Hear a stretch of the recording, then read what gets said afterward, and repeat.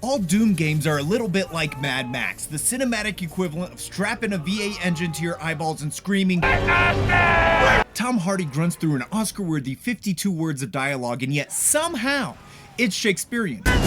Ugly bad guy has multiple wives, good guy wants to not die, and accidentally escapes with ugly bad guy's wives. Who needs complexity when you have testosterone-fueled murder trucks pirouetting through sandstorms like it's a diesel-powered Swan Lake? It was perfect. Perfect. Everything, down to the last minute details. Sometimes all it takes to make high art is oil, fire, and just enough plot to keep the wheels from falling off. And this is exactly what Doom the Dark Ages did. I am so here for it. It saw Mad Max's operatic mayhem and said, "Hold my beer, bro." Okay, so think about those jaws that you put like the propane canisters and stuff in on TikTok, and they crunch it up into teeny tiny pieces. And so that. Intern, are you drunk? And I mean, I don't know, maybe he collects skulls or something instead of propane tanks, even though propane tanks would be... It's like someone duct-taped heavy metal album art to a berserker's fever dream and then handed you the controller.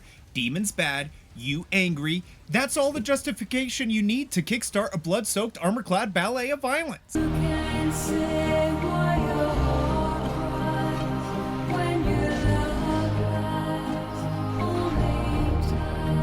It's gritty, it's absurd, it's testosterone with a shield and mace. For those of us working a bullshit 9 to 5, we may need a little bit of that at the end of our day.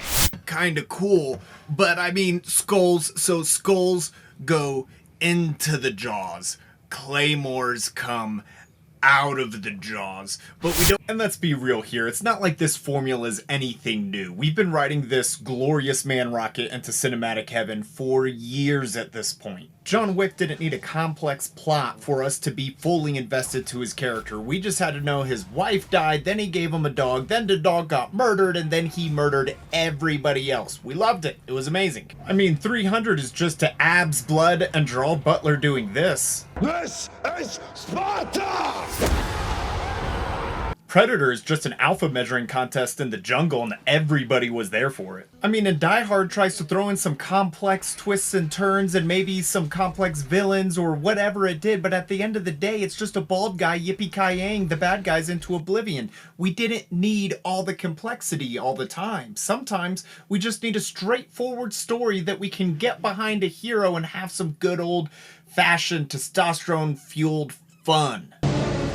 I will say that no amount of gratuitous testosterone can make up for bad gameplay, but this game is polished to a ridiculous level. We want it like one explosion to be done slowly. We want it more like LMG phalanx, just style, and I mean, it's just spraying everywhere. I'm not saying it's high art, but I'm also not saying it's high art. Bullshit. Sure, Doom the Dark Ages feels a lot different than Eternal or 2016 or any of the games that came before it, and I actually think that's a good thing. Bullshit.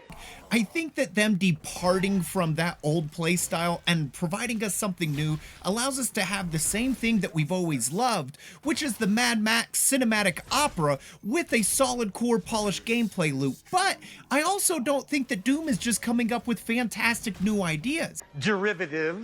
What I think Doom is doing is pillaging ideas from other IPs. They're just then taking those ideas and juicing them up with raw beefcake energy. It's really a cry for help and attention, I think. Yeah. These over-the-top shenanigans, although fun, are also used to help either break up the gameplay or contextualize the story in a way that feels like we just mixed creatine into our monster.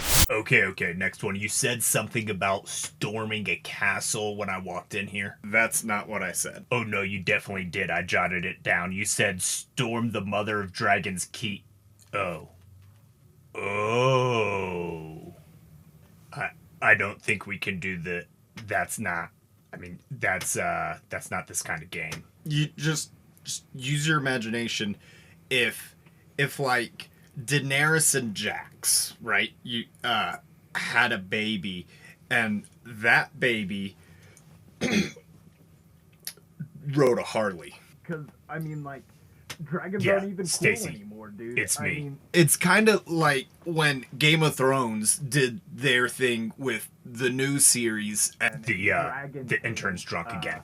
it needs to have more machine guns, and I think machine guns on the dragon. No, it's fine. Don't call HR. Get a meeting together. the clouds is going to send the message that we want them to send, really. With the rest of the writing staff in about 45 minutes. Meet me there. Just to keep things spicy, the game tosses in a few special levels and mechanics, but not to the detriment of the core gameplay loop. Dragon riding allows us to understand the scale of the invasion without using copious cutscenes, and the segments are quick enough to where you never feel like you've departed from playing a Doom game. No, I hear what you're saying. I just don't think that a giant robot really goes with the medieval time setting. It's not what we're trying to do here. Intern. Oh, yeah, yes, what were you saying? Robots. They're just not working for me. I mean, man, you're thinking about it all wrong. I mean, if Sons of Anarchy can have a Jaeger, I don't see why we can't have one. What? I mean, sons. What? No, I'm pretty sure there is an episode. Jax is dating the one chick, the dad, very angry dad, from Asgard. They're in robots and they fight demons at the bottom of the ocean, in the fire lightning bolt thing. That's Pacific Rim. Demon versus Jaeger. You know, screw it, you're right. Another special mechanic sees you in a massive Doom Jaeger, which is admittedly an extremely easy part of the game, and I understand if some people don't like this section of the game because it lacks that classic Doom difficulty, but what it does do is, like the dragons, it gives you a sense of scale and it provides a break from the dash hit parry repeat formula of the core gameplay. I never begrudge one of these levels when they pop up, but I do enjoy it even more when I'm back on the ground doing my Doom thing. Okay, let's get back to your original idea. The one with Jax and Daenerys? No. Not that one. The one with the chainsaw shield from the very first video. Yeah, so we focus grouped that idea, and it turns out that our fans just want the game eternal again. They want a little bit more Just let it happen, bro. The devs basically took the already god-tier gameplay of Doom Eternal, ripped off the sci-fi paint job, dipped it in medieval grime, and added 2 tons of lead to Slayer. I mean, he feels heavy in this game, so I know the devs were doing that, and that is an example of devs setting out to do something and achieving it, whether we all liked it or not. They didn't reinvent the wheel, they just put a few spikes on it. I feel like the devs evolved the combat instead of changing it completely. They definitely stayed true to the sacred tenets of the genre, which for the uninitiated are go fast, hit hard, never ask why. For the initiated, you can shield rush pretty effectively to keep a mobility style of gameplay. It just encourages you to stay at close combat range, then make a distance by jetting off to some weaklings with your shield teleport or rush or whatever the heck they decided to call it, lay down some suppressing fire on the big boss, and then dive back in for a mace to the face. In the face! In the face! No! I mean, the ground even shakes when Slayer is climbing, and they do an excellent job making you feel the weight of this new iteration of Slayer, which fits the story that before Hell's Worst Nightmare, he was a god-powered and animalistic beast thrashing against his bonds trying to break free. We do get to learn more about the Makers, which is cool, and I definitely identify with how they deal with their problems. Like most good men do, they lock them away deep in a little box somewhere, and we don't talk about that box. This is our little boundary box. Meanwhile, in the story, Voldemort's cousin is leading Hell's forces against the Night Sentinels under command of King Thunderchest. Humanity's last hope finally decides that maybe unleashing their caged rage monster isn't such a bad idea after all. Slayer's released, and suddenly, diplomacy is definitely off the table.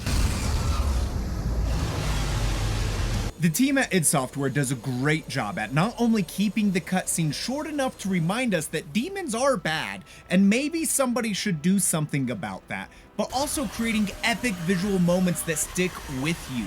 It's as if they took some of the coolest shots from different movies and pieced them together to create a new, unique masterpiece. Bottom line, Dune the Dark Ages is a great game. Sure, it's not eternal, and I've heard all the complaints about it, and we've talked about it in this video, but it's not supposed to be eternal. And I am happy to have two different ways to play a great first-person shooter. So, it's a win-win in my book.